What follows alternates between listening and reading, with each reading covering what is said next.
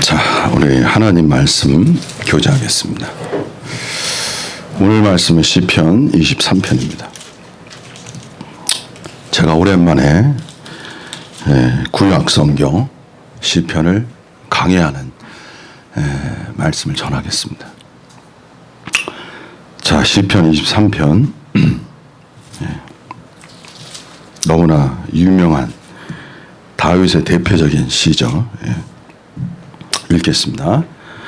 여호와는 나의 목자시니 내가 부족함이 없으리로다.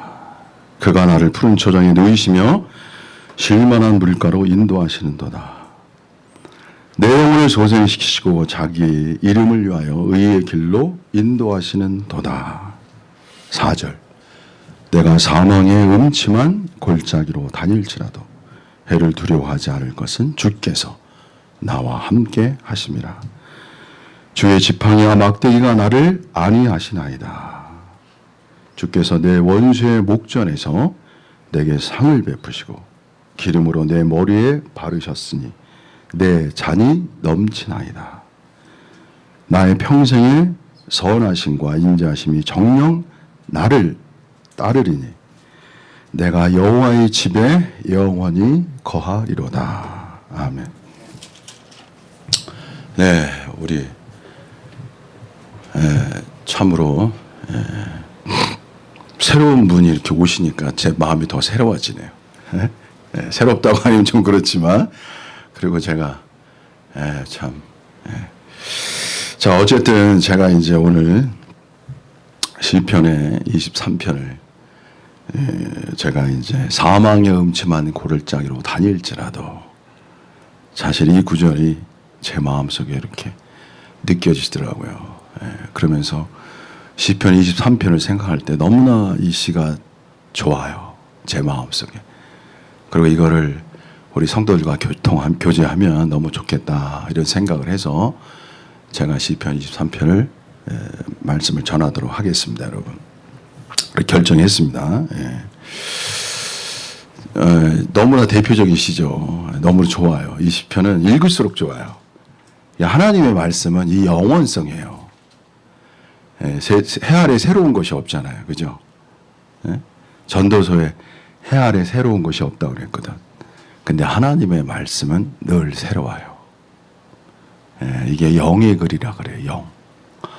사람의 영은 늘 새로운 거예요. 그래서 영으로 늘 새로움으로 섬겨라.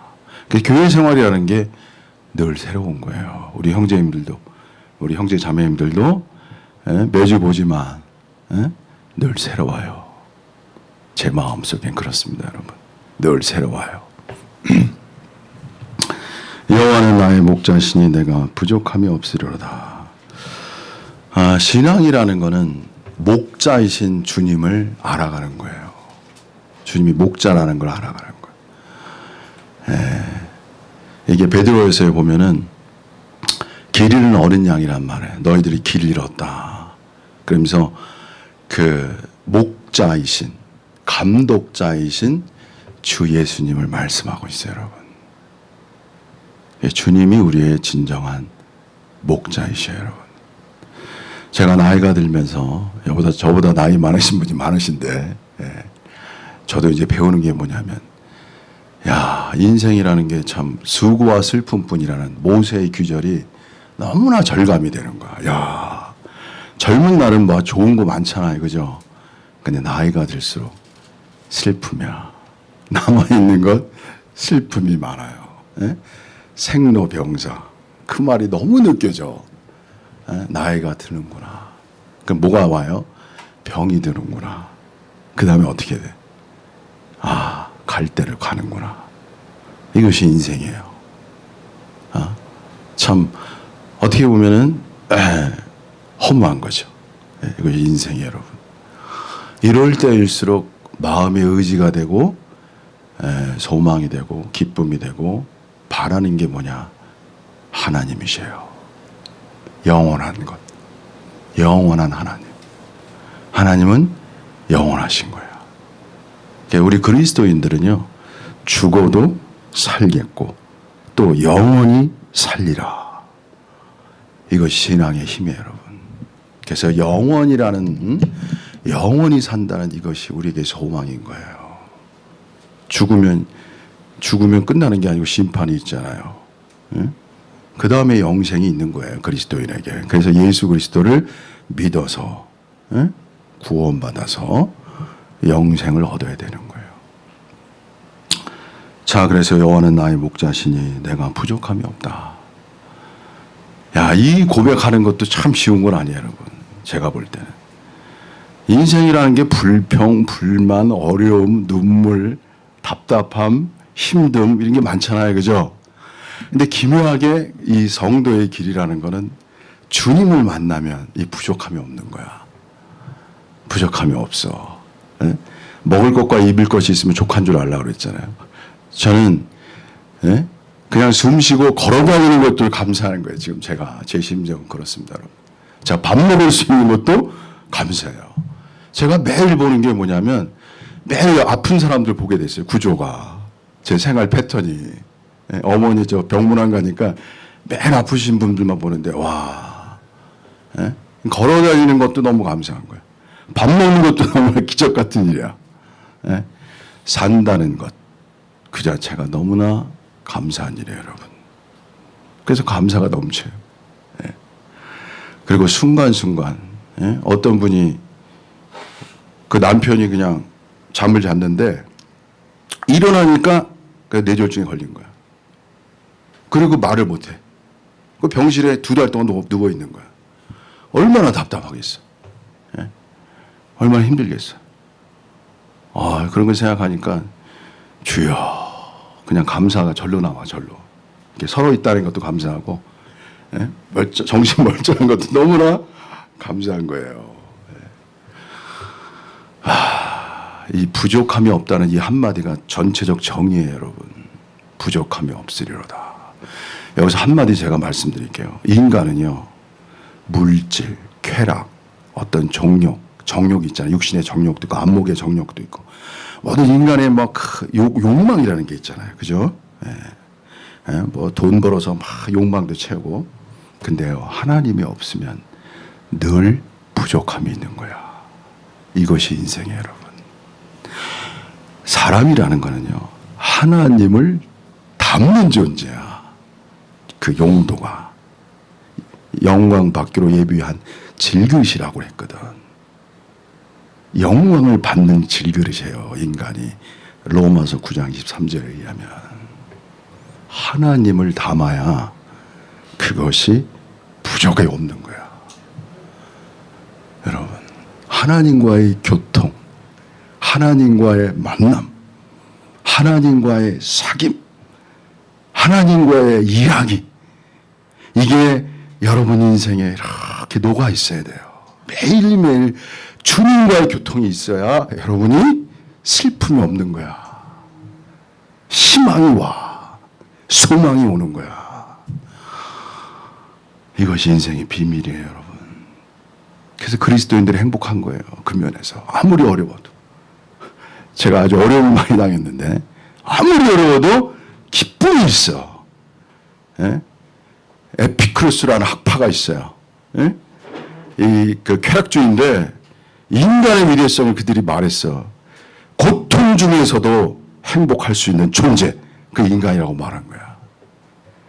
참, 이 기독교의 어떤 정수하고 비슷한 거예요. 기독교는 뭐예요? 어떤 고난이 와도 무너지지 않는 놀라운 능력이 그 사람 속에서 있는 거예요, 여러분. 왜? 하나님과 함께하기 때문에. 살아계신 능력의 하나님이 함께하기 때문에 여러분이 아무리 어려워도 이길 수 있는 능력이 여러분 속에 있는 거예요. 이게 복음인 거예요. 자, 그가 나를 푸른 초장에 누이시며 실만한 물가로 인도하신도다. 푸른 초장이라는 건 뭐냐면 지금하고 딱 적절해요. 여러분 지금 막 햇빛이 막 뜨겁잖아. 그죠? 제가 오토바이 타고 다니는데 너무 뜨거워. 그럼 그늘을 진 곳을 가. 거기 너무 좋아. 바로 푸른 초장이라는 것은 그늘을 진 것을 말하는 거야. 일종의 푸른 초장이. 여러분 너무나 세상살이 힘드시잖아. 어떻게 보면 막 뜨겁잖아. 그 열기가. 예? 세상 돈 벌어야 되지, 뭘 해야 되지, 삶관계, 건강 뭐 여러 가지 문제 오잖아요. 그때 그 그늘이 필요한 거야. 푸른 초장처럼 그늘진 거예요. 원래 원문에 의하면. 여러분 인생에서 그것이 누구냐? 그것이 하나님이셔요. 여러분 그런 곳으로 인도하시는 거야. 아무리 힘들어도 피할 길을 주셔. 무너질 것 같아도 인도할 길을 주셔. 비밀스러운 거예요. 그 다음에 여기서 잔잔한 물가로 인도하는도다. 저는 이 말에 배우는 게 많아요. 잔잔한 물가로, 영어로 still. 이거는 잔잔한 뜻도 되고 조용하다는 뜻도 돼요. 그러니까 양들은요, 막 급류에서는 물을 못 마셔요. 급류가 막 물이 막, 양들은 습성이 잔잔한 물가로 가야만 물을 마실 수 있어. 그 양의 습성에 약해. 양들이 약한 거예요, 여러분. 그리스도인들이 어떻게 보면 약한 거예요. 인간이 전체가 약하지만. 그러니까 잔잔한 물가로 인도해. 먹을 만큼. 예? 그래서 제가 배우는 게 뭐냐면 주님이 목자장이잖아요. 주님이 목자장이고 섬기는 사람들이 목자야. 보면은. 그러니까 목자는 뭐를 배워야 되냐면 잔잔한 물가로 인도하는 걸 배워야 돼요. 성도들을. 제가 젊었을 때는 막 힘이 좋고 이게 강했단 말이야. 잔잔한 게 뭔지를 몰라. 예? 근데 지금이 주님이 가르쳐서 잔잔한 물가로 성도를 인도하라는 걸 조금씩 가르치시는 거예요. 예? 사람들이 마음 편하게. 예? 잔잔해야 돼요. 막 힘세게 나가면 두려워해. 그래서 잔잔하게, 조용하게, 부드럽게. 그래서 뭐라고 그랬어요? 사도 바울이 디모데에게. 온유로 가르쳐라. 이 말이에요. 경계하고 사람들을 가르칠 때 온유로 가르치라. 그 말이라고. 온유함이 잔잔함이야. 주님은 온유하신 분이에요. 온유로 우리를 가르치시는 거야. 그래서 제가 배우는 건 온유의 주님을 배우는 거예요. 예전에는 유다 지파의 사자와 같은 강하신 주님을 제가 배웠거든. 근데 주님이 또 다른 걸 배우셔. 어린 양, 잔잔한, 온유하신 주님. 그걸 가르치시더라고. 야, 이 두 개가 다 필요한 거야. 유다 지파의 강함도 필요하지만 온유도 필요한 거야. 그래야 이게 물가에서 성도들 먹일 수 있도록 인도해 줄 수 있는 거야. 주님이 저를 이렇게 가르치셔야 제가 이걸 배워야 저도 여러분들에게 이렇게 잔잔한 물가를 인도해 줄 수 있는 거예요. 이게 이 성경에는 참 이 오묘한 비밀이 많아. 예. 그래서 주님이 잔잔한 물가를 인도하시는 거죠. 그 다음에 이제 내 영혼을 소생시키시고 자기 이름을 위하여 의의 길로 인도하신도다. 여기서 또 중요한 거는 뭐냐? 혼이에요. 혼. 여기서 영혼은 원래 영어로 soul, 소생시킨다는 거예요. 이게 리스토어의 개념인데 이게 회복한다는 의미예요. 원래 상태로. 여러분, 사람이 왜 어렵냐면 혼이 어려워서 어려워. 환경이 오잖아요. 그럼 혼이 어려워. 막 불안해. 두려워. 특히 사단은 뭐로 역사하냐? 두려움으로 역사하는 자야. 막 건강 너무 두려워. 막 건강 검진 받는다면 그때부터 긴장하는 거야. 이게 인간이야. 응? 건강 검진 받는다면 이게 막 두려워지는 거야. 이 사람 이게 인간이에요, 여러분. 강한 것 같아도 약한 게 인간이에요. 그리고 돈 문제 여러 가지. 응? 그리고 건강, 특히 돈과 건강이 이게 아주 그냥 사람을 그냥 건강은 사망의 권세거든. 자, 어쨌든 혼에 소송시킨다는 이것이 중요한 거예요. 그래서 그리스도인들은요, 그 사람의 혼이라는 건 생각, 감정, 의지잖아요. 그러한 것이 보존돼, 거룩히 보존돼야 되는 거예요. 데살로니가서 전서 5장 23절에도 말하지만 이렇게 보존돼야 되는 거예요. 거룩하게. 그리고 중요한 건 혼이 평안이 중요한 거예요. 그래서 평안은 어디에서 오냐면 은혜에서 오는 거예요. 은혜가 있을 때 평안이 와요. 그래서 사도 바울이 서신서 쓸 때마다 은혜와 평강이 너에게 있을지어다. 항상 그렇게 많이 써요. 그리스도인은 이 세상살이라는 것이 이 세파야, 세파. 어려움, 고통, 고난, 근심, 걱정, 환경, 환난, 답답함, 무의미함, 살아서 의미도 없고, 여러 가지 이 어둠의 요소가 계속 밀려온다니까. 이럴 때 뭐가 필요해? 이 혼에, 특히 고난이 올 때, 이 혼에 평안이 필요한 거야. 이것이 주님의 인도예요. 그래서 우리가 먼저 혼의 그 환난을 통해서 혼의 평강을 얻어야 다른 사람을 위로해 줄 수가 있어요. 다른 사람을 이끌어 줄 수 있는 힘이 나오는 거야. 하나님 그걸 그렇게 되기를 원하시는 거야. 지식이 아니에요, 여러분. 지식이 사람을 이끄는 게 아니에요. 체험, 통과한 자가 사람을 이끌어내는 힘이 있는 거야. 십자가라는 건 뭐냐면 통과하는 거예요. 뭘 통과해? 죽음을 통과하는 것이 십자가예요, 여러분. 죽음이라는 게 그냥 추상적인 게 아니에요, 여러분. 죽을 것 같은 거야. 죽음이라는 게. 죽음이야, 죽음. 그야말로.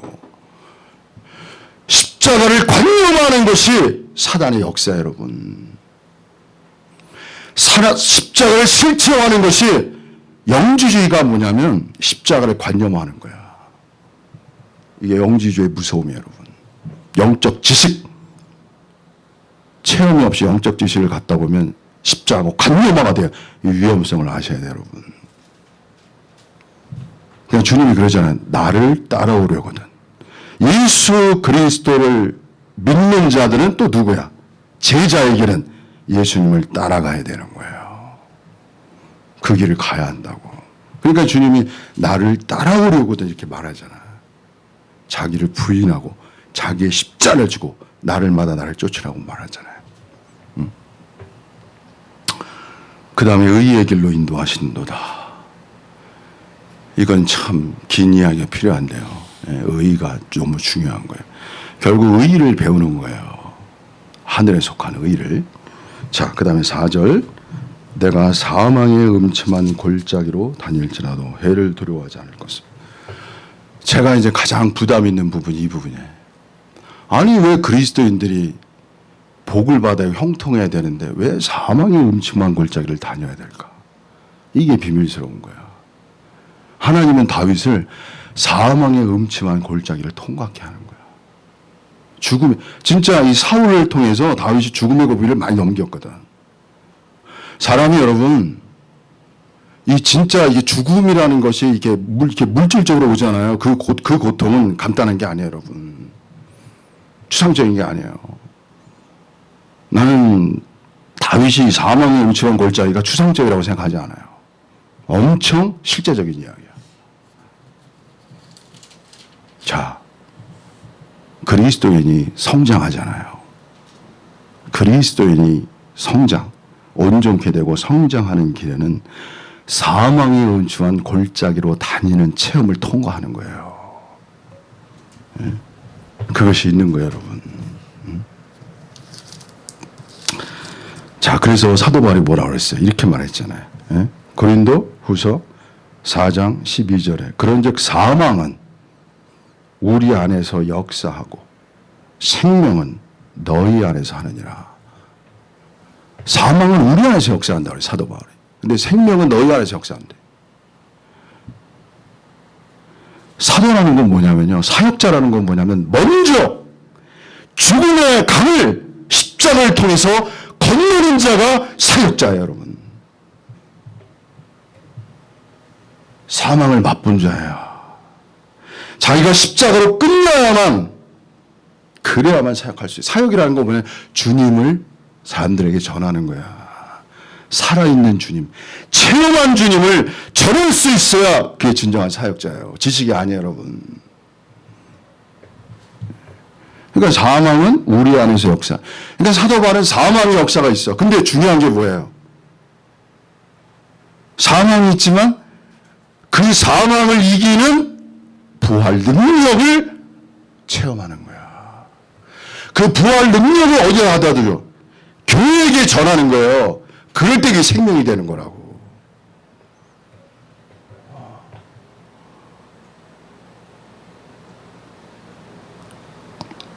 그래서 여러분이 참, 그래서 이게 참 그런 거예요.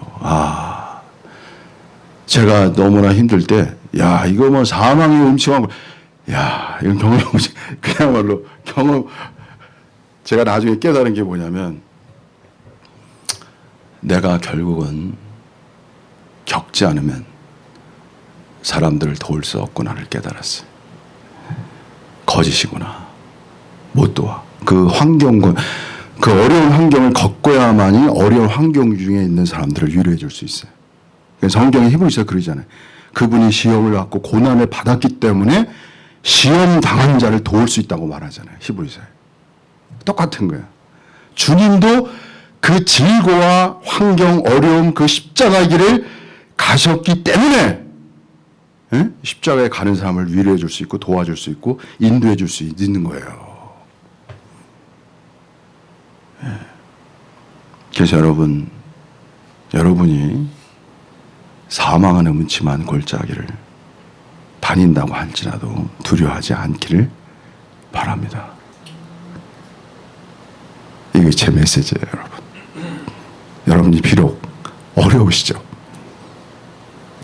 십자가는 죽음이라 어려워요. 너무 아파요. 사실은 힘들어요. 사망이에요, 사망. 무서운 권세가 사망이에요, 죽음이에요. 그래서 병도 죽을 병에 걸리면 무서운 거야. 병이 주는 고통에 걸리면 무서운 거야. 그 인간이에요, 여러분. 어떤 사람은 돈 문제를 이길 수 있는데 이 건강에 한번 걸리면 못 이겨요. 그래서 암 걸린 사람들은 암 때문에도 죽지만 정신적 고통 때문에 힘든 거야. 마음의 고통이 힘든 거야, 여러분. 그렇게 되는 거야. 그래서 성경이 뭐라고 써있냐면 사람의 영이 병을 이기려니와 이런 말 하는 거야. 사람의 영이. 그 마음이 이겨야 돼요, 여러분. 여러분의 환경에서 여러분의 어려움이 있잖아요. 거기서 이겨나오려면 먼저 무엇이 여러분이 이겨야 되냐면 여러분의 마음을 이길 수 있어야 돼. 그래야 여러분이 이기는 거야. 영이라는 건 마음보다 더 깊은 영역이지만 그 마음이 중요한 거야. 그래서 무릇 지킬 만한 것보다 네 마음을 지키라. 생명의 근원이 이에서 남이라 이렇게 말하잖아요. 사단이 뭘 공격해 우리에게? 마음을 공격하는 거야. 우울하게 하고 소망이 없게 하고 침체하게 만들고 미워하게 만들고 답답하게 하고 불평, 불만 이런 것으로 마음을 공격해서 마음이 약화될 때 악함이 그 사람 속에 들어오는 거예요. 하나님과의 단절되고. 이것이 사단의 전략입니다, 여러분. 예. 자, 그 다음에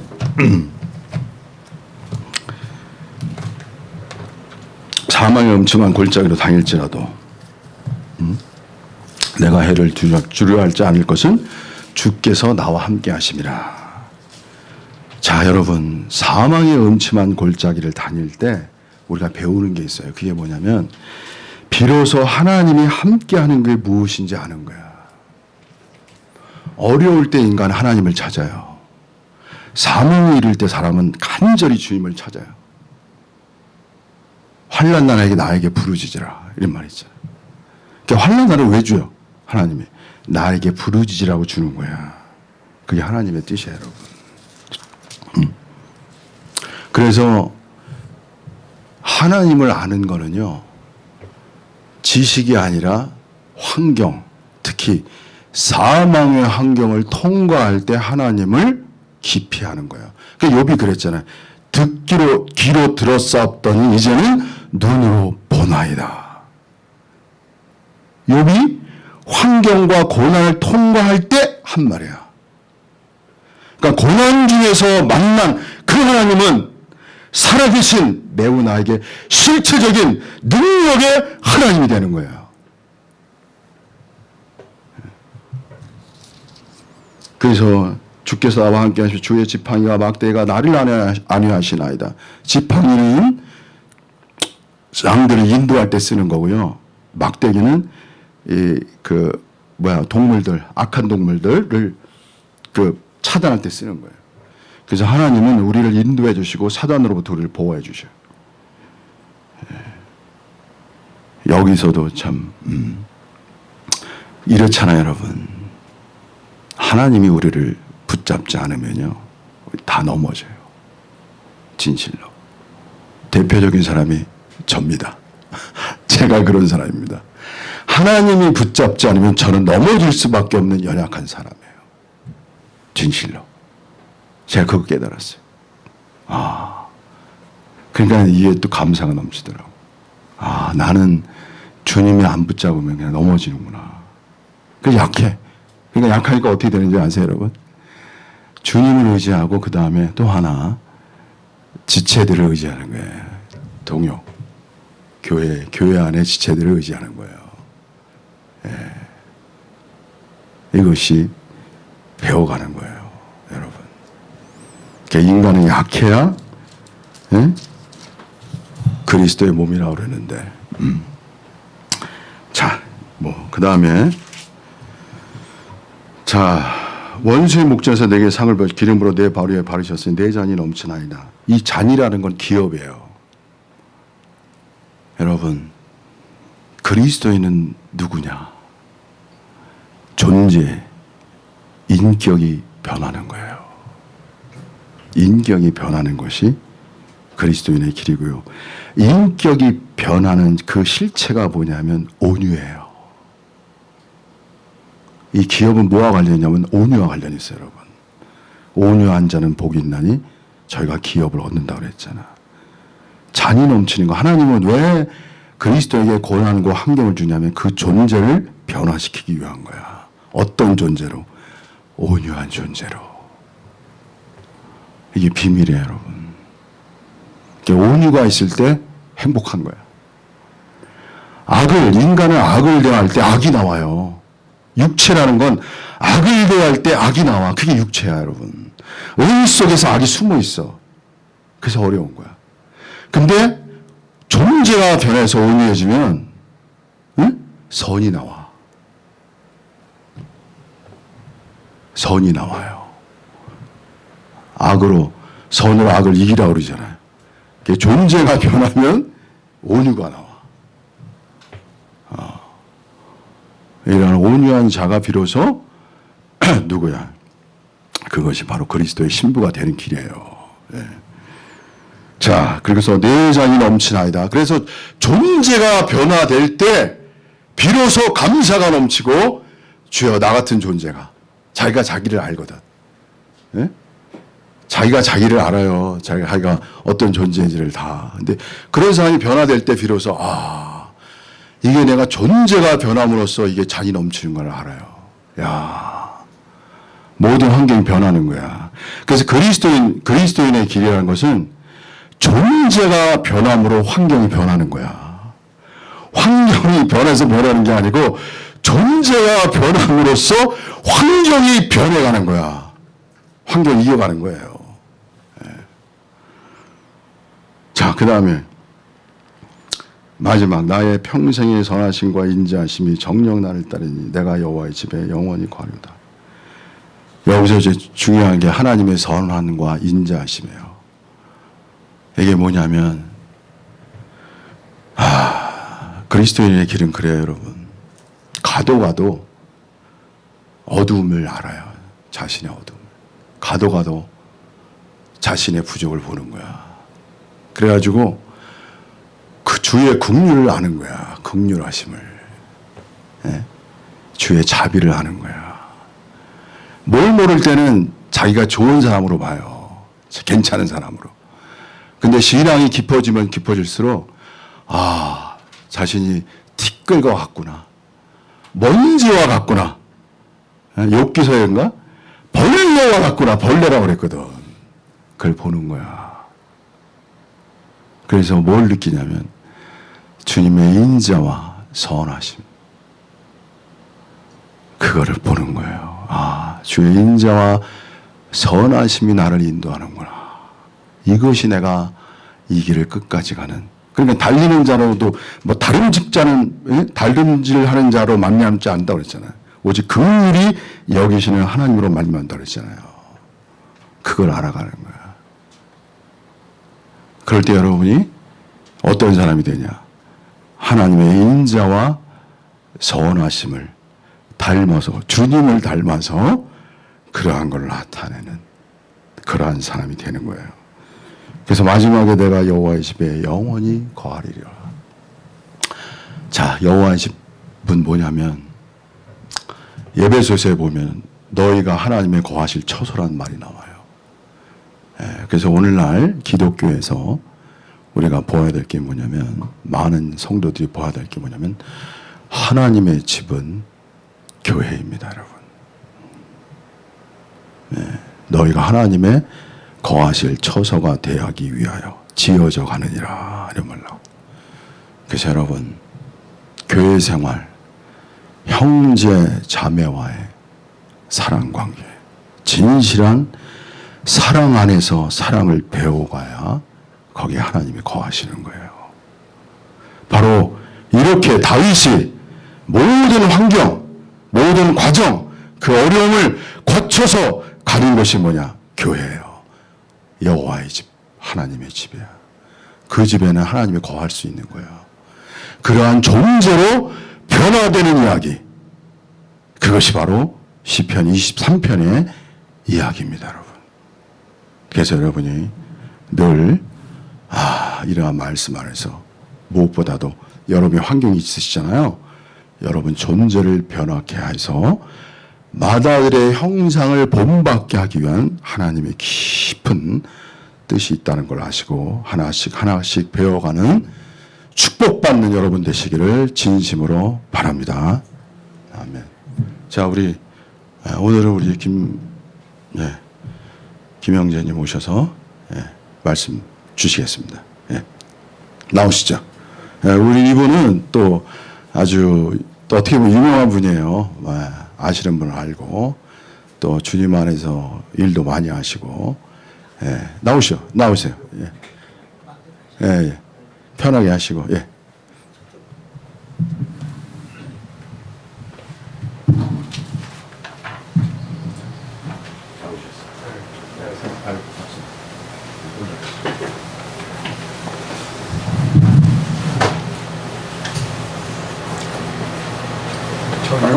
키가 싣고 올라오시죠. 저는 저 녹화를 안 했으면 좋을 것 같은데. 그냥 그래도 그냥 편안하게. 안녕하세요.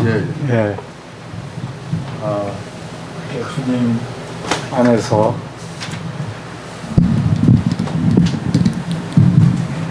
주님 안에서 우리 사랑하는 고향교회 성도님들 대면하면서 이렇게 교제하게 해주신 우리 주님의 인도하심과 은혜를 감사합니다.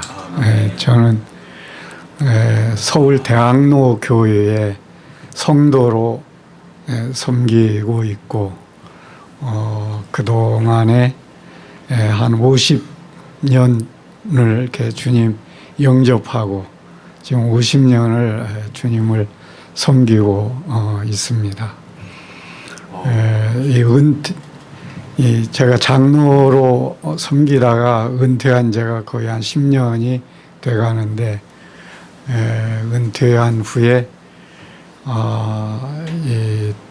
우리가 교제하는 이 교회를 넘어서 다른 교단에 속한 이런 성도님들과 교제하는 이런 모임에 참여하게 됐습니다. 그때 우리 이우준 형제님을 이렇게 뵙고 정말 주님 안에서 교파를 초월해서 이게 하나님의 생명을 얻고 또 하나님 안에서 그리스도의 장성한 분량으로 자라고 또 이런 많은 사역을 통해서 하나님을 섬길 뿐만 아니라 이 그리스도 안에서 이 훌륭한 그 인격으로 이렇게 성장한 이런 분들을 보게 됐습니다.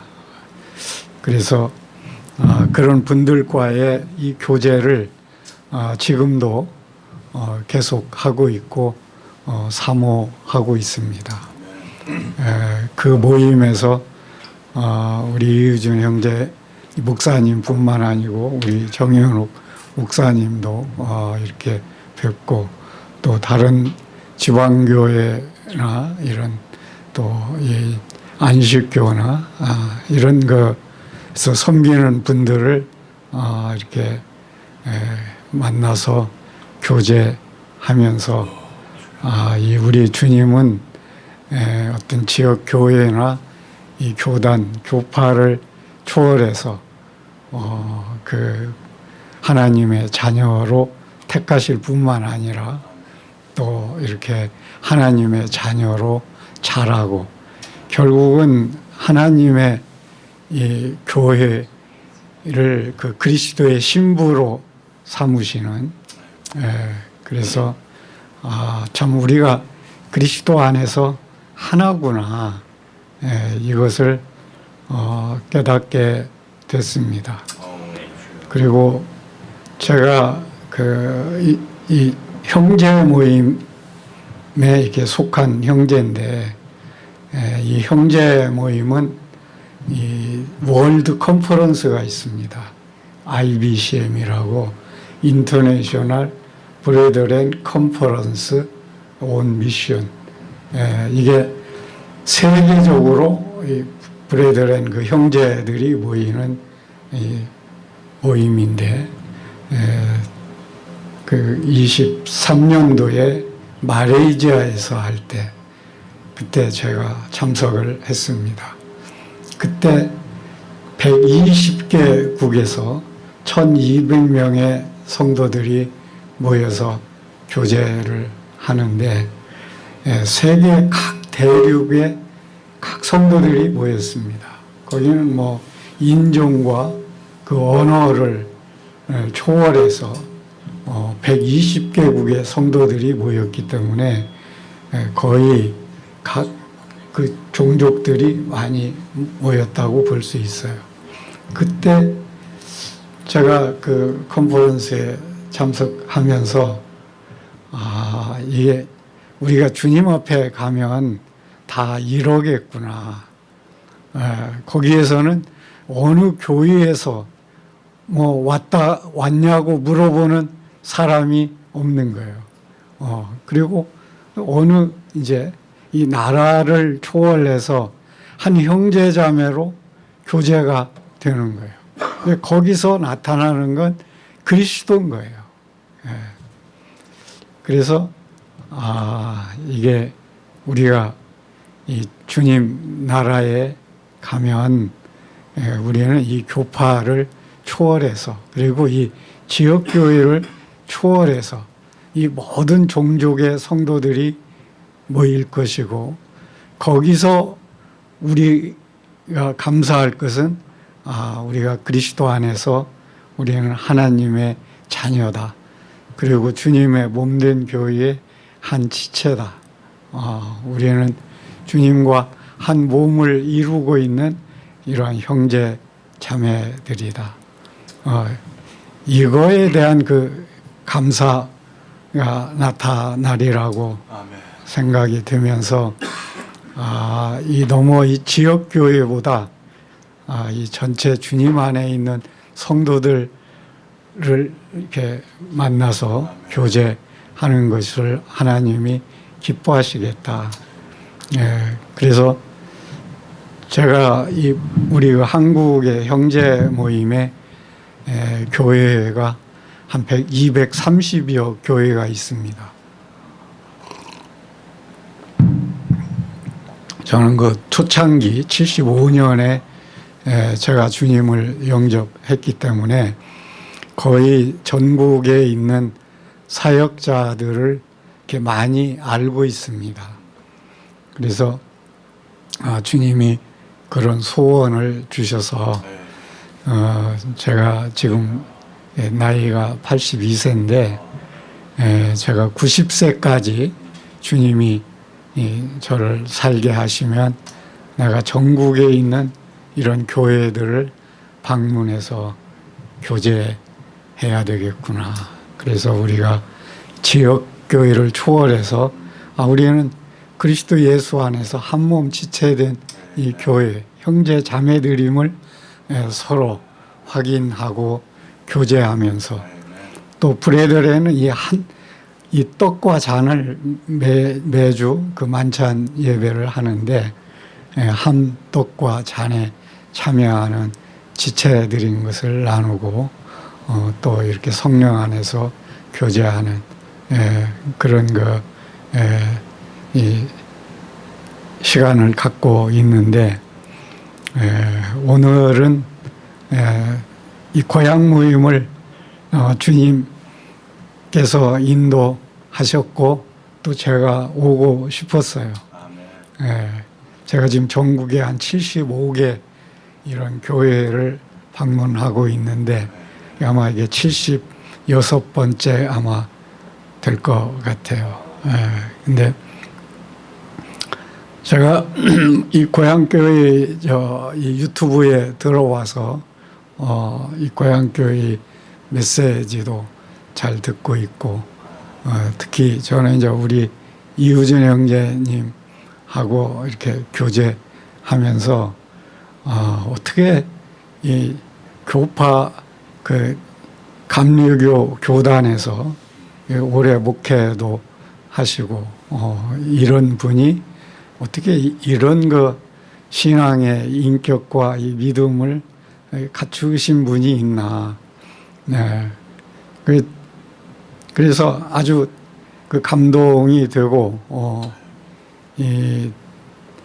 아주 그 형제님과 저는 이제 목사님이라고 않고 제가 형제님이라고 하는 거 이해해 주시면 좋겠어요.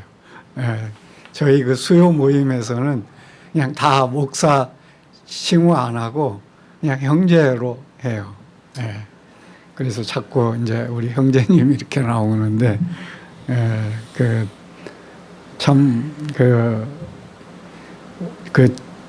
삶과 인격에서 나오는 우리 주님 그리스도 이것을 보면서 서로 비침을 받고 서로 격려를 받으면서 우리 주님을 닮아가는 이런 이제 신앙 여정을 계속하고 있어서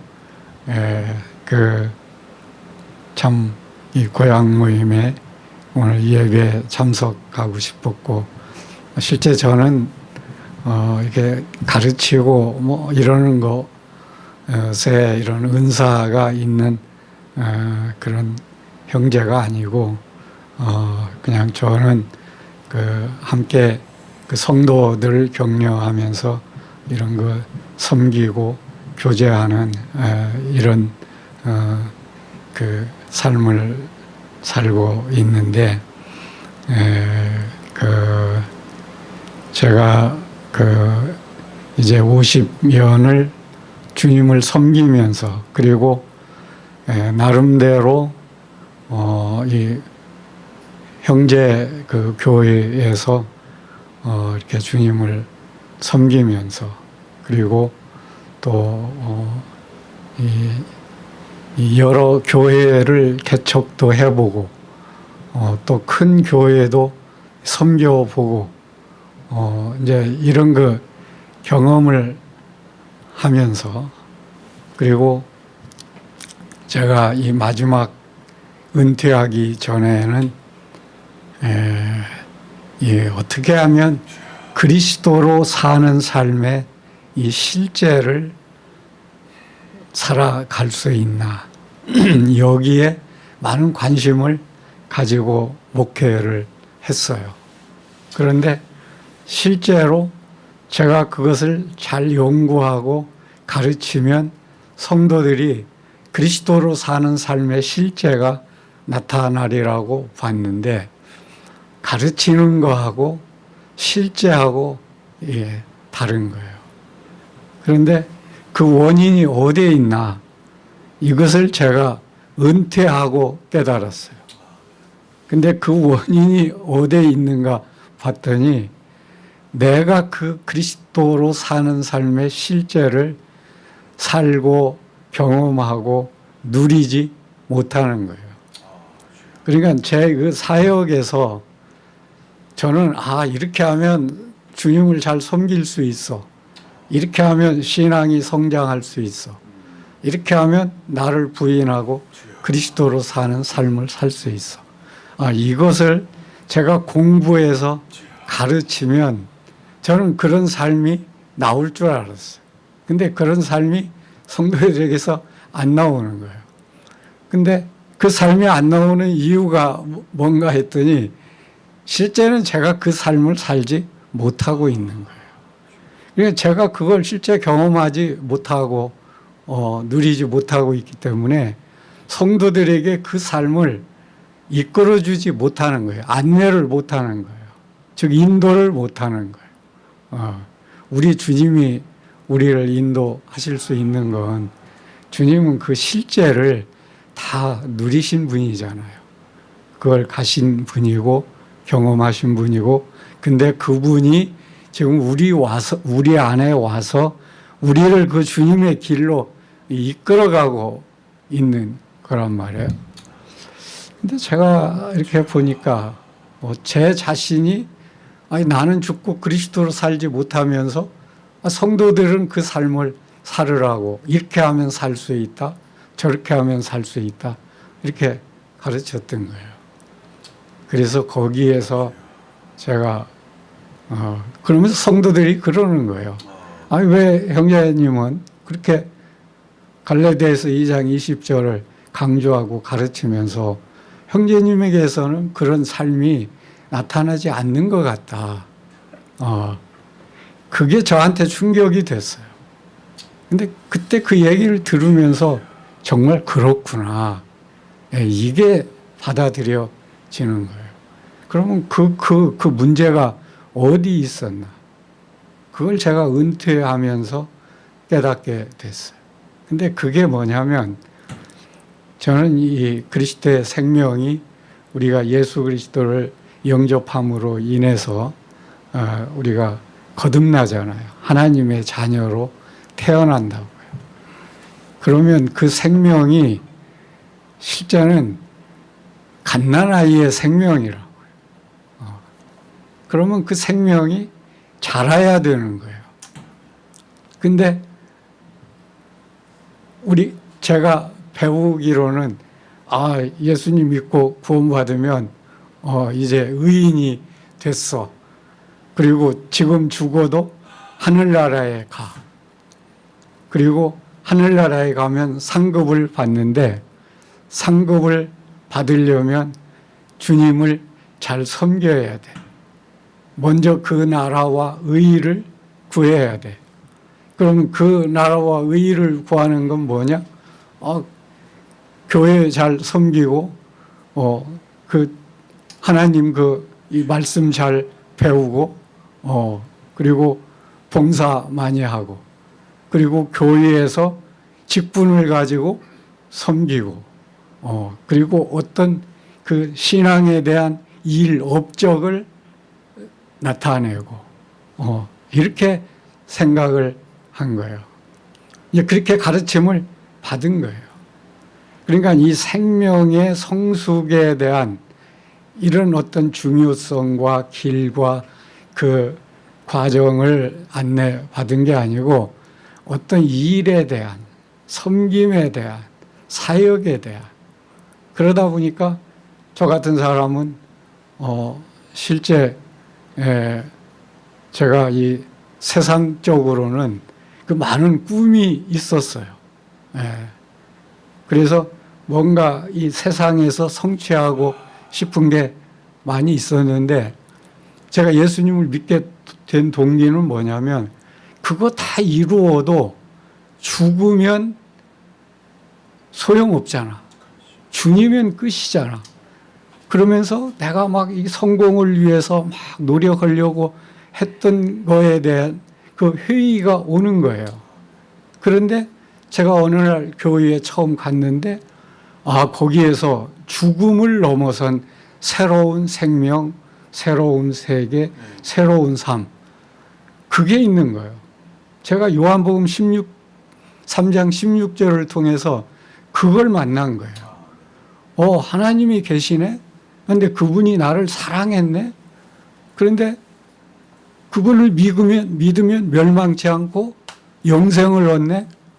새로운 세계가 있네? 나는 하나님의 존재를 인정하지 않았는데 내가 존경하든 안 하든 그분이 계시고 그분이 나를 사랑하셨고 그분이 우리에게 새로운 영원한 생명, 사망을 이길 수 있는 길을 주셨고 그래서 그게 도전이 된 거예요. 그래가지고 이거 한번 알아봐야 되겠네.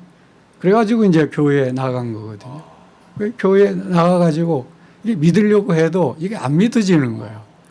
그때 제가 그걸 알았어요. 이게 신앙은 내가 믿으려고 해서 되는 게 아니야. 이게 정말 은혜로 믿어지게 되는 거야. 그러면서 이제 제가 주님 앞에 간절히 기도했어요. 정말 저 좀 믿게 해달라고. 근데 그 한 6개월 후에 주님이 어떤 전도자를 통해서 이 말씀을 주시는데 그게 뭐냐면 그 사무엘하 11장을 통해서 다윗 왕이 그 우리아의 아내를 범하고 그것을 숨기기 위해서 그 우리아를 전장에서 불러다가 이렇게 아내하고 동침해서 그 자기 그 불륜을 감추려고 했는데 그게 안 되니까 우리아를 전장에서 죽이게 하는. 그 자기는 이제 그리고 이제 그 우리아의 아내를 데려다가 아내로 삼고 아들까지 낳는데 그때 이제 하나님이 나단을 보내서 네가 얼마나 악한 자인 줄 아냐. 나는 그거 내가 다 알고 있다. 그러면서 그 하나님이 그 이렇게 징계를 나타내실 때 그 다윗 왕이 그 회개하는 그 시편 51편 내가 죄악 중에 출생했고 주의 목전에서 죄를 범했다. 그러니까 자기는 내가 범한 이건 그 뭐 은밀한 죄들 이런 거 다 하나님이 모를 줄 알았는데 하나님이 다 아신 거예요. 예. 그때 이제 그런 다윗 왕의 회개가 바로 나의 회개가 됐어요. 정말 나는 뭐 그래도 뭐 내가 법을 범하지 않았으니까 그래도 나는 의로워. 죄인은 죄인이지만 다른 사람보다 큰 죄인은 아니야. 이게 이제 내 마음에 있었던 거예요. 근데 그게 주님 앞에서 그 말씀을 통해서 보니까 내가 죄악 중에 잉태됐고 출생됐고 나면서부터 죄인이었구나. 바로 이 아담과 하와의 후손이었구나. 그리고 내가 지은 모든 게 다 하나님은 알고 계시는구나. 그런데 내 그 죄를 그 아들에게 짊어지게 하셨구나. 그 아들이 십자가에서 그 고통받고 버림받고 고통받는 그 모습이 바로 나 때문이구나. 그때 예수님이 십자가에서 내가 다 이루었다 할 때 그때 제가 내 죄가 거기서 다 갚아졌구나. 이게 이제 믿어진 거예요. 예, 그래서 그게 주님 앞에 감사가 됐고 그 주님을 영접한 후에 이게 세상이 변한 거예요. 이게 눈이 새롭게 떠진 거예요. 이제 뭐 하늘, 태양, 별, 나무, 바람, 풀, 꽃 이런 게 새롭게 보이는 거예요. 그리고 이게 이 세상에서 내가 구했던 것이 이게 너무나 이제 그 가볍게 보이는 거고 내가 이런 걸 위해서 내가 살려고 했네. 그러면서 내가 이 출세, 뭐 명예, 뭐 부 이런 것보다도 더 큰 걸 받았구나. 그래서 제 인생관이 아주 그때 완전히 바뀌어졌어요. 그래서 술, 담배 바로 그 다음날 다 끊었고 내가 세상에서 출세하고 싶었거든요.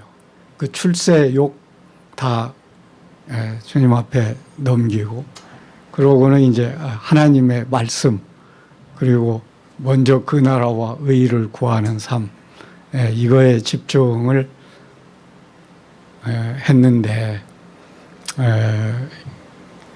그러면서 주님이 이제 저를 이 여러 교회들에게 이렇게 인도하시고 제가 이 형제 교회에서 한 4교회를 이렇게 개척을 하면서 또 형제 교회에서 제일 큰 교회, 많은 성도들이 모이는 교회에서 주님을 섬겼고 또 형제 교회의 이 교육기관, 그 일꾼들을 양성하는 기관에서도 주님을 섬기고 또 형제 교회에서 파송한 선교사들이 지금 한 30가정 되는데 그런 선교사들을 섬기는 이러한 이 기관에서도 섬기고 또 형제 모임에서 그 GNTV 방송을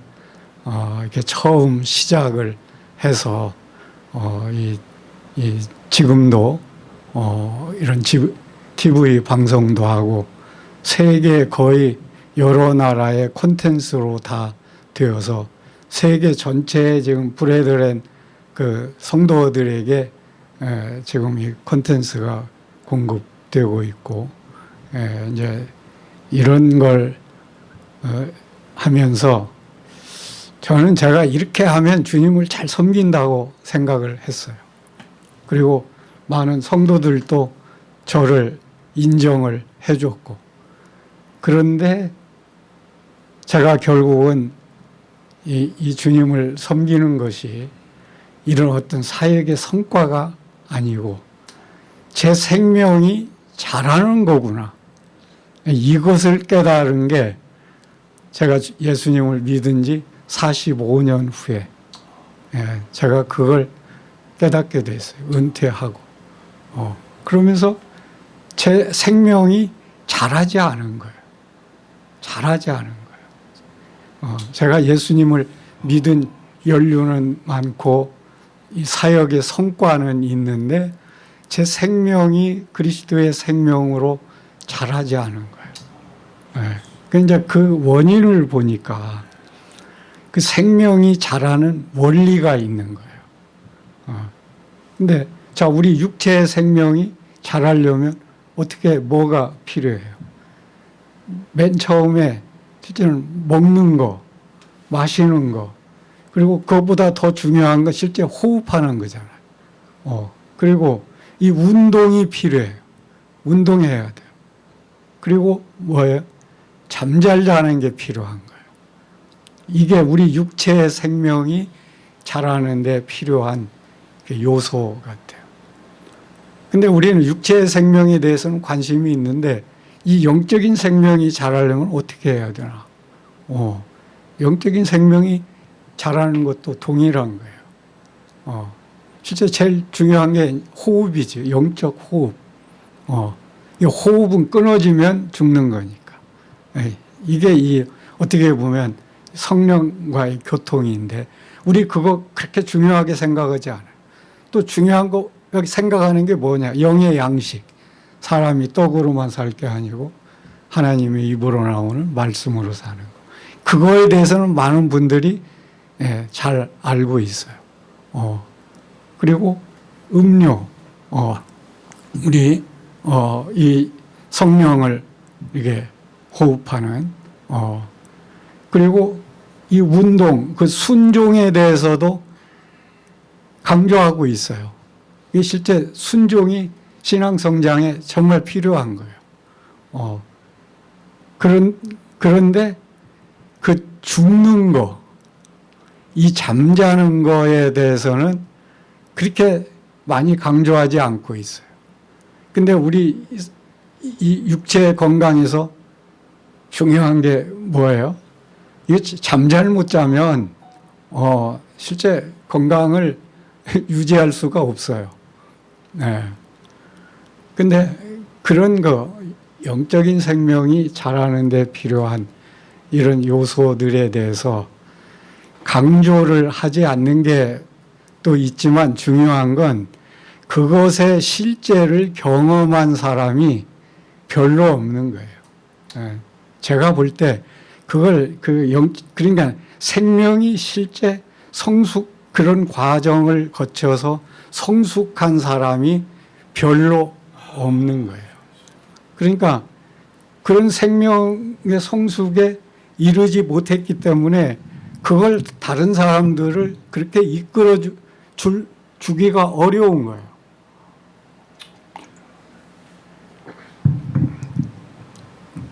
그래서 제가 주님 안에서 이제 새롭게 어린아이 같이 이제 정말 먼저 이 젖을 먹어야 되겠다. 그 다음에 단단한 음식을 먹어야 되겠다. 그리고 이제 이 말씀을 이제 이렇게 먹고 마시는 이 훈련을 하면서 정말 제가 이 말씀을 가르치려고 했지 이 말씀을 먹은 말씀이 별로 없구나. 그걸 깨달았어요. 근데 이 먹은 말씀만 그게 내 생명에, 그게 내 이 심중에, 마음에 심어진 말씀만 이게 역사하는 거예요. 그 말씀이 내 생명의 양식이 되고 내 생명이 돼서 나를 그 말씀으로 이끌어가는 거예요. 자라게 하는 거예요. 거기 성령이, 이게 말씀이 영이요 생명이니까 그 말씀과 성령이 함께 역사하는 거예요. 그리고 이 기도가 결국은 하나님과 교통하는 거고 성령을 마시는 건데 기도에 대해서 중요성을 많이 이야기하지만 실제 기도로 하나님과 매일 교통하고 호흡하는 이런 건 그렇게 많이 하지 않는다고요. 그리고 우리가 이 순종을 많은 경우에 내가 하려고 한다고요. 그런데 이 순종이 되어지는 거고 이게 나타나는 거고 이게 성령이 내 이 의지를 주장하고 이끌을 때 이게 나타나는 거. 그리고 실제 우리가 이 잠자는 거, 이 죽는 게 무엇인지. 이게 많은 사람들은 내가 내 자신을 부인하려고 그래요. 이게 내가 부인하려고 해서 이게 부인이 되어지는 게 아니더라고요. 실제는 이 죽음을 짊어지는 거. 그리스도가 나와 함께 죽은 그 죽음이 바로 내 죽음이라는 거. 근데 많은 경우에 내 죄를 위해서 주님이 십자가에서 죽으셨다. 이거에 대해서는 많이 알고 감사하고 있는데 내가 주님과 함께 죽었다. 내 옛사람이 함께 죽었다. 이 함께 죽은 거에 대해서는 그 실제를 되게 경험하지 못하고 누리지 못한. 그러니까 나를 죽이려고 하는 것은 내가 함께 죽은 걸 아직 지금 실제로 경험하지 못하는 거예요. 죽은 자가 뭐 죽으려고 할 필요가 없는 거거든요. 그래서 실제는 죽음을 짊어지라고 하는 거예요. 죽음에 넘기라고 하는 거예요. 네가 죽으려고 하지 마. 그런데 우리는 자꾸 나를 부인하려고 해서 내가 뭔가 순종하려고 하는 이제 이런 나를 보면서 이게 정말 내가 이 생명이 성장하는 길을 내가 알지 못하고 그걸 실제로 경험하면서 누리지 못했구나. 그런데 성경을 이렇게 보니까 성경은 계속 그걸 가르치고 있는 거예요. 예수님도 그 하늘나라 이 비유를 얘기하면서 이 씨앗을 뿌렸는데 이게 싹이 트고 자라서 이삭이 되고 열매가 되고 그리고 사도 바울도 나는 심었고 아볼로는 우를 주고 자라게 하시는 이는 하나님이시고, 그리고 사도 요한도 교회 안에서 자녀들아, 아이들아, 청년들아, 아비들아, 그러면서 자녀들이 뭐예요? 너 죄사함 받은 거 안 자들, 막 구원받은 자들, 이게 자녀들인 거예요. 그 다음에 아이들이 뭐예요? 하나님 아버지를 알아가는 거예요. 예. 그러니까 근데 이 아이들도 유아 아이들이 있고, 초등학교, 중학교, 고등학교 아이들이 있고, 이제 청년들이 있고, 아비들이 있고, 그리고 히브리서에도 보면 젖을 먹는 자마다 어린아이다. 단단한 음식은 장성한 자들의 것이다. 너희가 벌써 선생이 되어야 될 터인데 아직도 이 믿음의 초보 안에 있다. 예, 이런 그 말씀들이, 그리고 사도 바울도 에베소서에서 너희가 하나님의 아들을 믿는 것과 아는 일에 하나가 되어 온전한 사람을 이루어 그리스도의 장성한 분량이 충만한 데까지 이르리니 너희가 사랑 안에서 참된 것을 하여 범사에 그리스도에게까지 자라갈지라. 이 성장에 대해서 이렇게 많이 강조하고 있는데, 실제 이 하나님을 믿는 성도들 가운데서 그런 그 성장이 이루어지지 않고 있는, 이제 이걸 보면서 내 자신이 이제 그걸 경험을 해봐야 되겠구나. 그래서 이제 경험해 본 만큼 이제 그 길을 안내할 수 있잖아요. 그러니까 우리가 이제 등산을 해도 그 산에 올라가 보지 않아도 그 등산 길을 연구해서 그걸 길을 소개할 수는 있어요. 그런데 실제 올라가 본 사람과 올라가 보지 않고 연구해서 소개하는 사람은 다른 거예요. 근데 많은 경우 우리 신앙의 길에도 신앙이 성장하는 길에 대해서 연구하는 사람고 하고 그 소개하는 사람은 많은데 실제 그 길을 가보고 그 길을 안내하는 사람은 이게 별로 없는 거예요. 이게 제가 볼 때 그런 분들이 그렇게 많지 않은 거예요. 그러니까 유명한 목사들의 이 설교를 들어봐도 실제 저는 목사에 대한 평가는 그 목사가 얼마나 설교를 잘하느냐, 그게 목사에 대한 평가가 아니고 그 목사를 통해서 양육된 성도가 지금 어느 정도의 신앙의 성장 단계에 있느냐, 저는 그게 중요한 것 같아요. 이게 어떤 교회의 목사가 실제는 큰 교회의 목사예요. 내가 죽고 그리스도로 사는 삶에 이 설교를 엄청 많이 한 목사예요. 그런데 그 목사의 설교 중에 우리 장로들도 아직 그걸 알지 못하고 있다, 이런 얘기를 하더라고요. 그러니까 아직 장로들도 그 수준에 안 들어간 거예요. 그러니 성도들은 어떻겠어요? 그러니까 저는 지금 우리 그 교계의 이 많은 그 메시지들 중에 중요한 건 이 되게 메시지 전하는 분들은 이 좋은 젖을 주려고 그래요. 결국은 이 설교라는 건 뭐냐? 이게 젖이거든요. 설교자가 말씀을 먹고 소화해서 그것을 성도들에게 먹이는 거예요. 그게 젖이에요. 근데 좋은 설교도 결국은 젖이에요. 근데 계속 그 젖에 의존하면 그 아이가 자라겠어요? 자라지 못하겠어요. 그 되게 아이 그냥 그 상태에 있는 거예요. 히브리서 5장에 있는 대로 젖을 먹는 자마다 아이인 거예요. 그러니까 저는 좋은 설교자는 어떤 게 좋은 설교자냐? 성도들로 하여금 단단한 음식을 먹게 해주는 거예요. 예, 그 단단한 음식을 실제 먹도록 이끌어주는 거예요.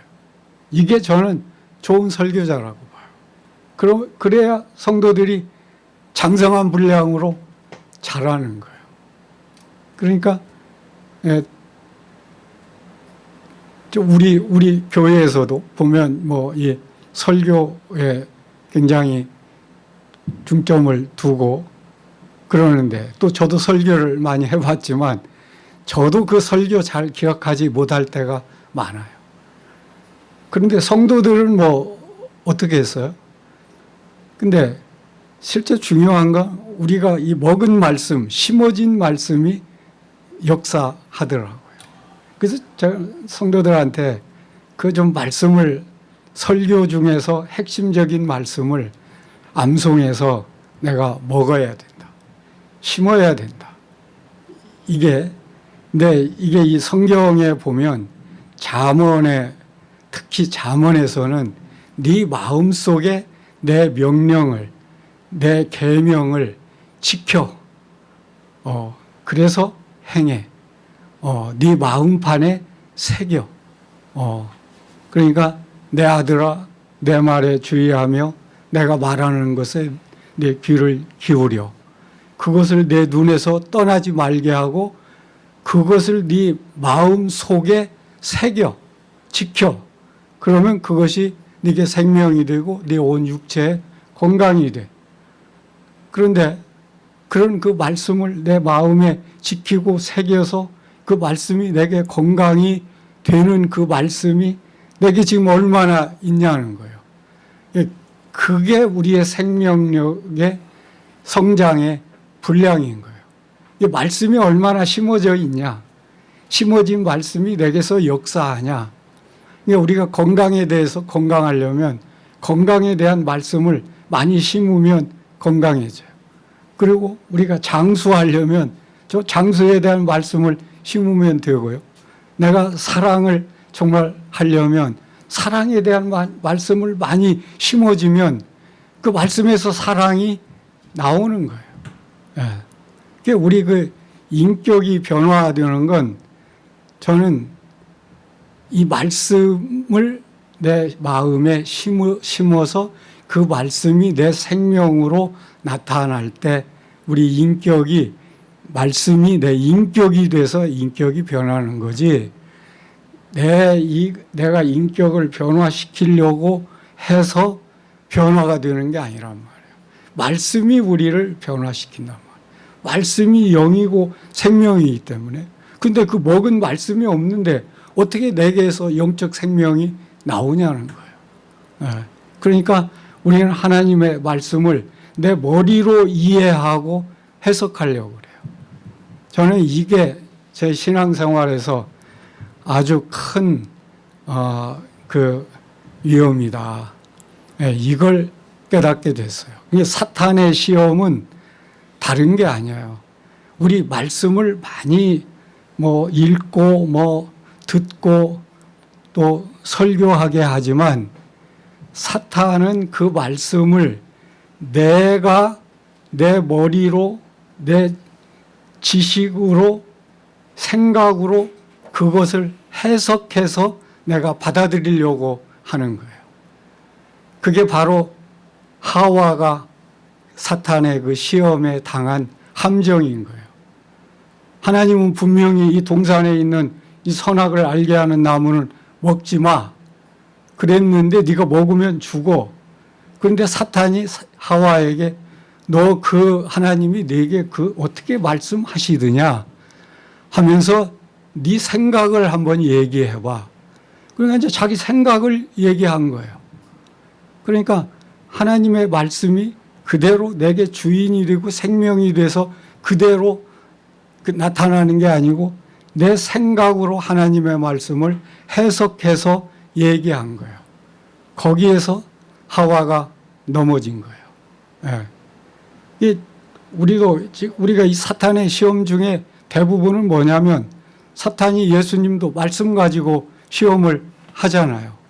그런데 예수님은 분명하게 그 말씀을 내 자신이 해석한 게 아니고 하나님의 말씀에 기록되었을 때 하면서 말씀 그대로를 가지고 사탄을 그 시험을 이긴 거예요. 그러니까 그 말씀은 내가 말씀을 심어줬을 때 그 말씀이 역사하는 거란 말이에요. 근데 많은 분들은 이 말씀을 연구하려고 그러고 내가 이해해서 적용하려고 하는데 그게 저는 오히려 사탄의 시험이 될 수 있다. 오히려 말씀 자체를 내 마음에 심으면 그 말씀이 영이요 생명이니까 말씀이 역사하는 거예요. 이 말씀이 나타나는 거예요. 그리고 말씀이 이기는 거예요. 그게 지혜가 되고 힘이 되는 거예요. 그래서 제가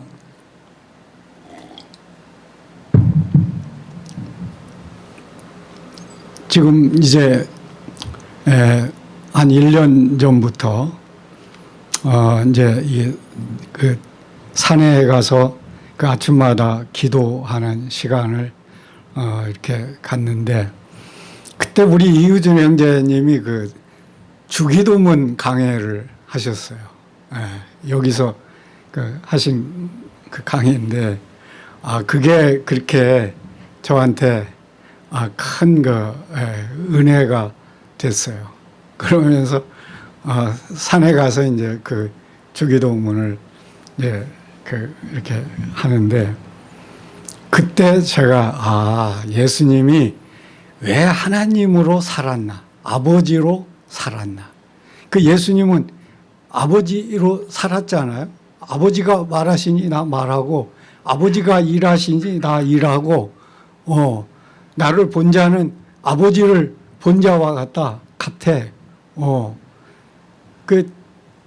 그게 결국은 뭐냐면 우리 주님이 그 주기도문을 통해서 그 매일 새벽 미명에 감람산에 가신 게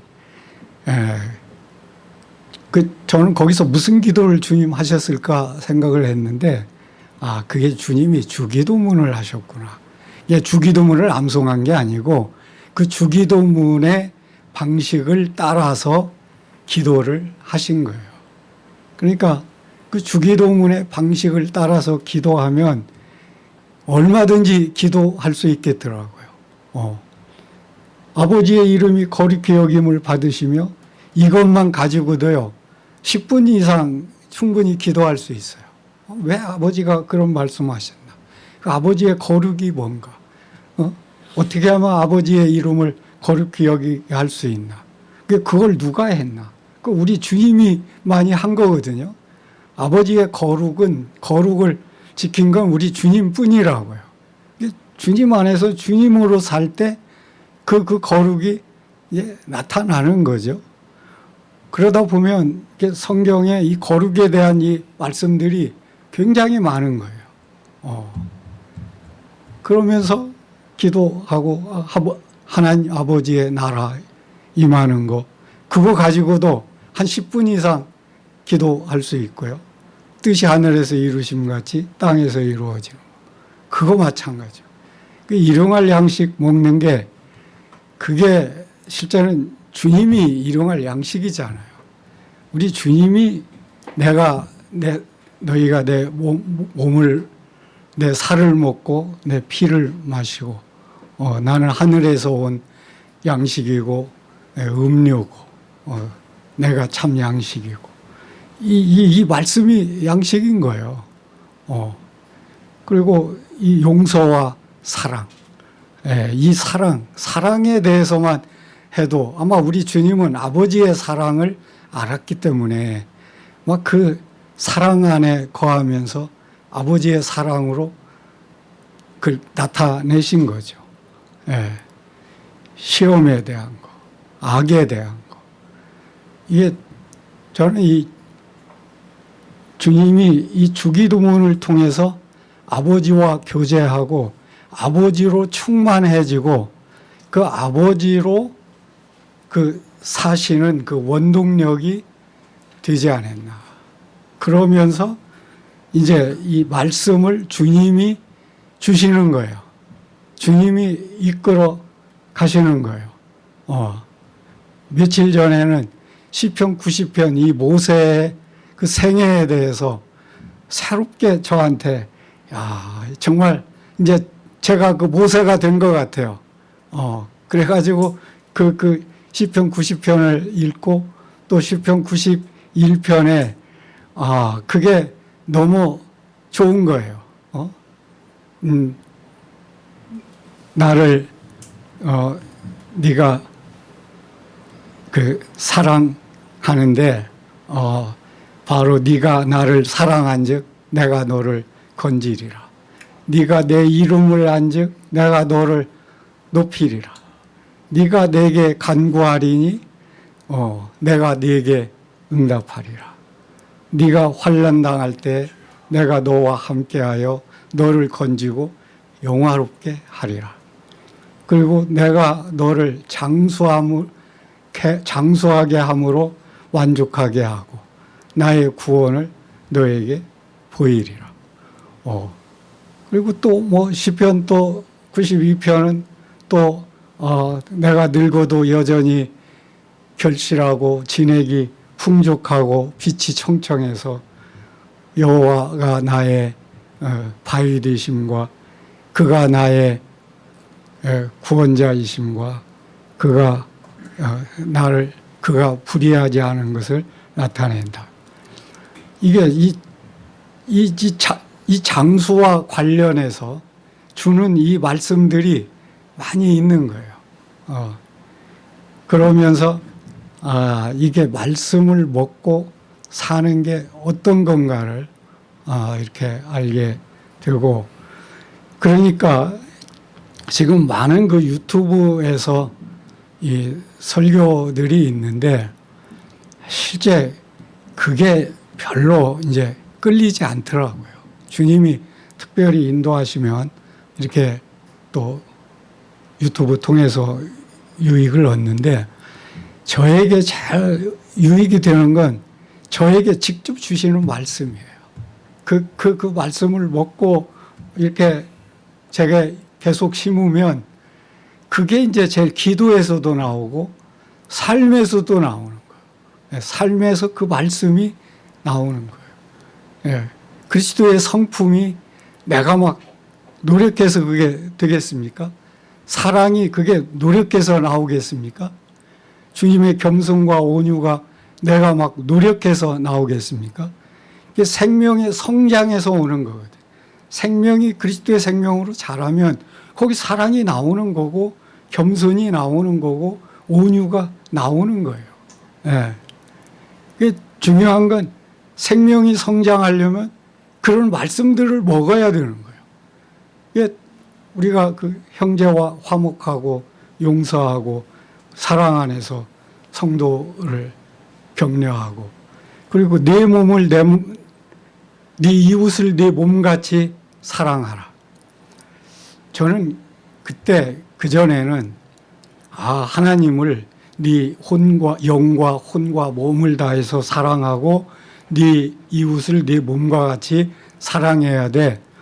이것을 제가 암송하고 잘 가르치면 되는 줄 알았어요. 근데 그게 생명이 자라야 되더라고요.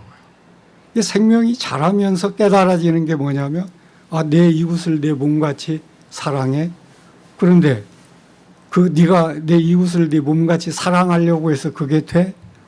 근데 그 사랑은 그리스도로부터 나오는 사랑이 아니면 이웃을 내 몸같이 사랑할 수 없고, 제 이웃을 제 몸같이 사랑하라는 그 말씀의 실제는 가장 가까운 이웃인 아내 사랑에서 나온다는 걸 주님이 보이시더라고요. 너 지금 네 아내를 네 몸같이 사랑해? 그러면 아내가 하는 말은 누가 하는 거야? 네가 하는 거잖아. 너한테 불순한 말을 했다고 그래서 네가 거기에 반응해? 네가 한 건데. 그러면서 아내의 모든 게 저건 내가 하는 거네. 이러면서 나에 대해서는 자기 몸을 사랑하고 아끼고 다 선대하잖아요. 그게 이제 거기에서 내가 내 아내를 내 사랑으로 하려고 했구나. 그러니까 그 정도밖에 안 나온 거예요. 상대적으로 나온 거예요. 근데 그리스도의 사랑으로 하면 주님의 사랑이 나오는 거예요. 그러니까 아내가 존재가 달라지는 거예요. 아, 나구나. 그게 바로 아담과 하와에서도 그게 나타났더라고요. 하와가 범죄를 하고 선악과를 먹었으면 책망해야 될 거 아니에요. 왜 하나님이 먹지 말라고 한 것을 했어? 근데 그렇게 않잖아요. 그냥 자기도 먹잖아요. 그게 왜 그랬을까 생각하니까 내가 먹었네. 하와가 먹은 게 아담 자기가 먹은 거예요. 이게 자기도 같이 먹은 거예요. 이게 아내가 먹은 게 내가 먹은 거예요. 이제 그러한 그 말씀이 제게 실제가 되면서 이제 조금씩 그 말씀을 이렇게 열어 주시는. 그래서